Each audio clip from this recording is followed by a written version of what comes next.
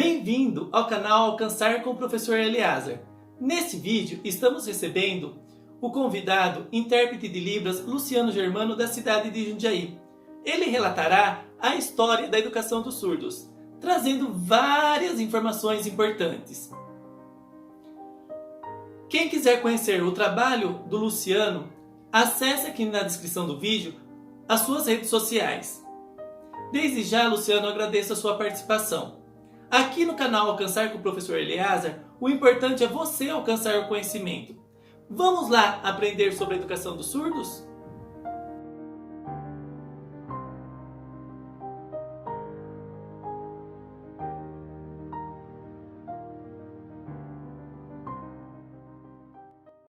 Olá, tudo bem?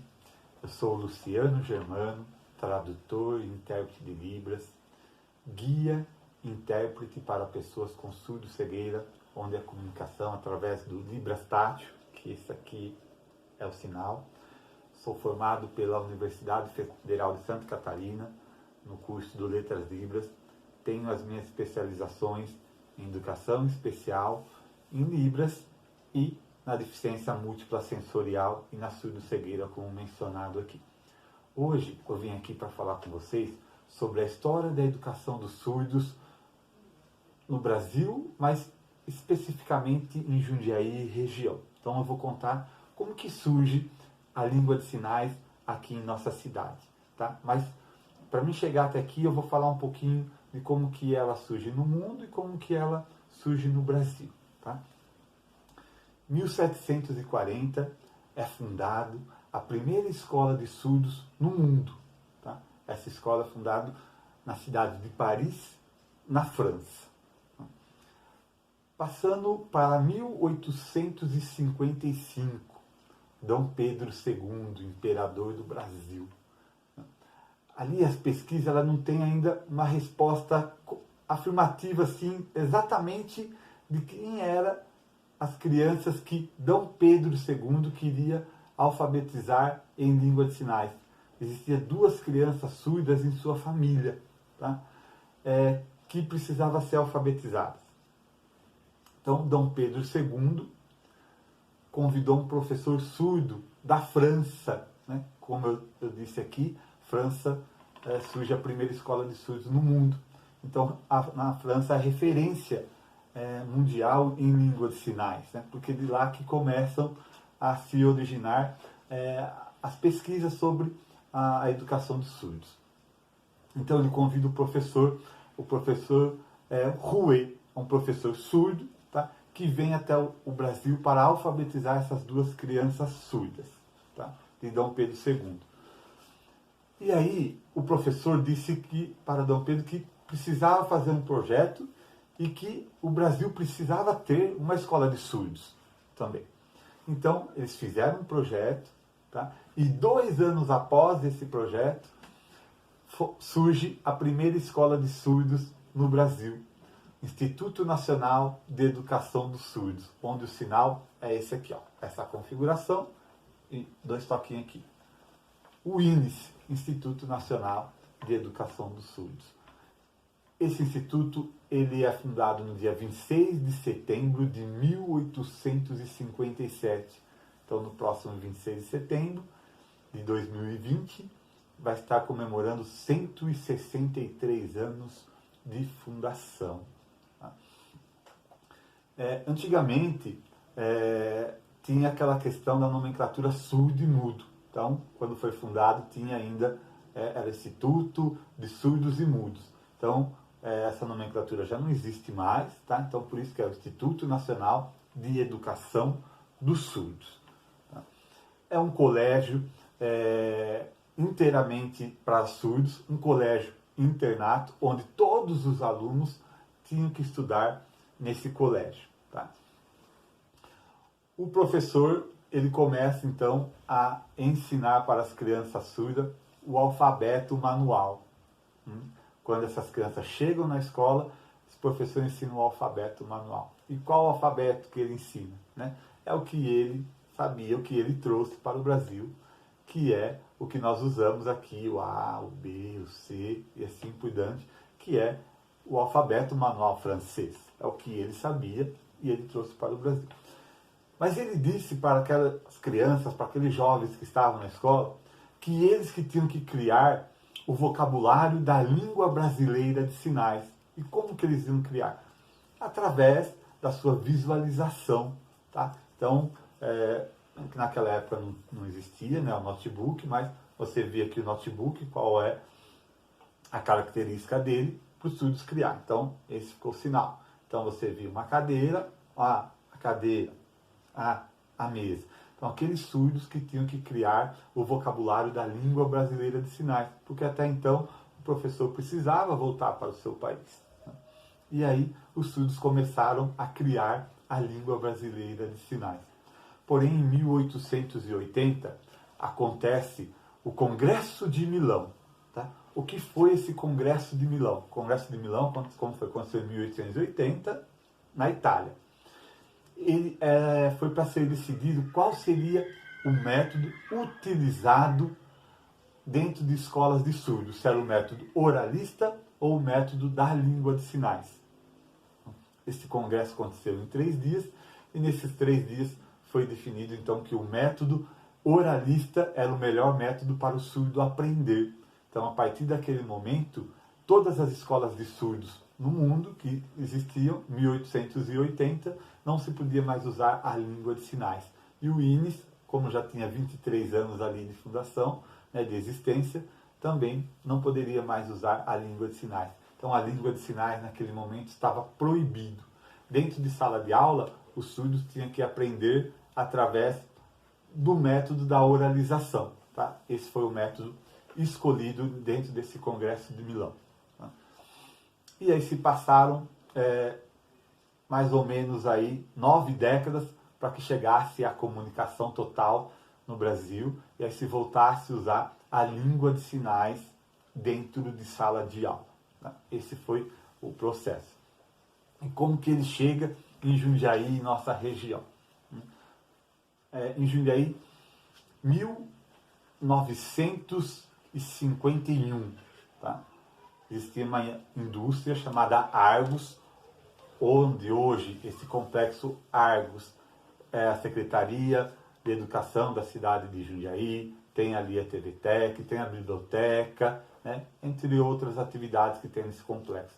Mas antigamente era uma indústria, tá? Uma indústria de costura, e onde os funcionários dessa empresa que tivessem filhos podia deixar os seus filhos numa creche em frente à empresa, né, à indústria Argos.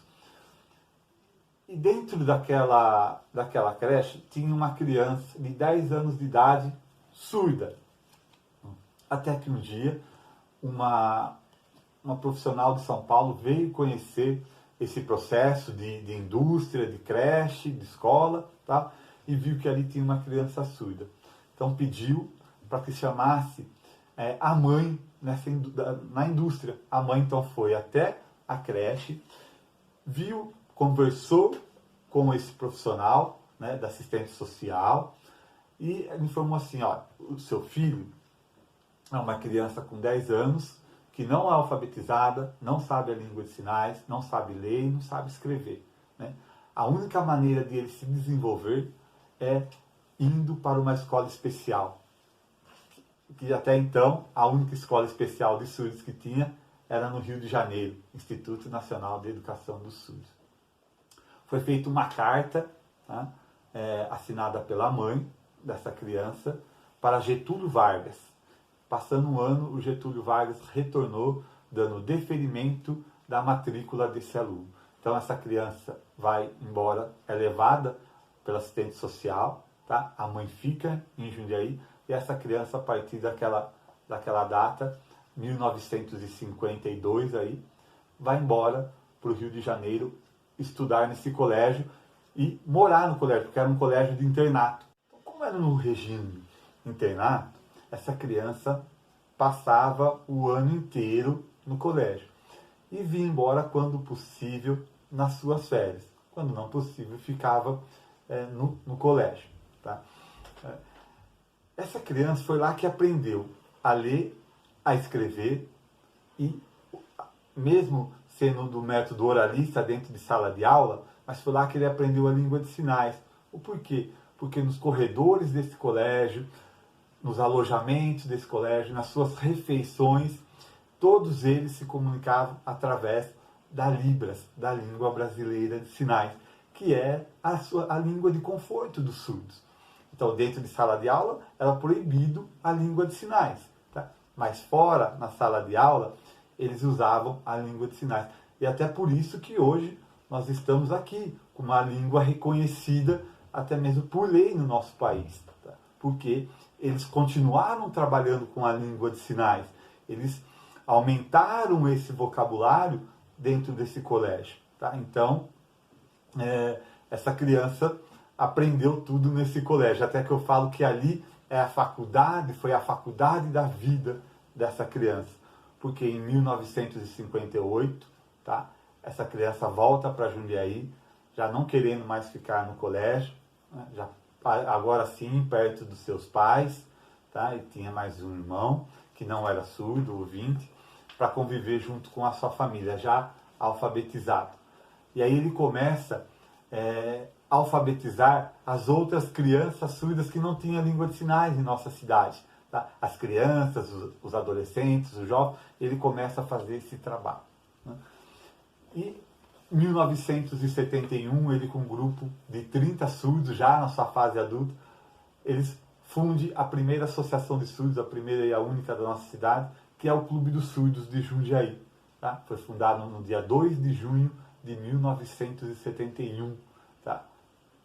Dia 2 de junho de 2021 estará completando 50 anos de fundação. Um pouquinho antes disso, né, ele conhece a sua, que é a esposa surda também, do interior de São Paulo, da cidade de Rio Claro. Nisso eles têm 3 filhos ouvintes. Tá? Dentro deles, eu posso dizer que tenho maior orgulho de ser um dos filhos dele, tá? Do seu Germano Luiz Gonçalves, né? O que começou com a história da língua de sinais em nossa cidade. E hoje eu falo para vocês, né? Deixo um recado para vocês, né? Tanto eu como várias pessoas hoje nós estamos colhendo esse fruto que ele plantou em nossa cidade. Não só ele, né, como todos os surdos dessa época, né?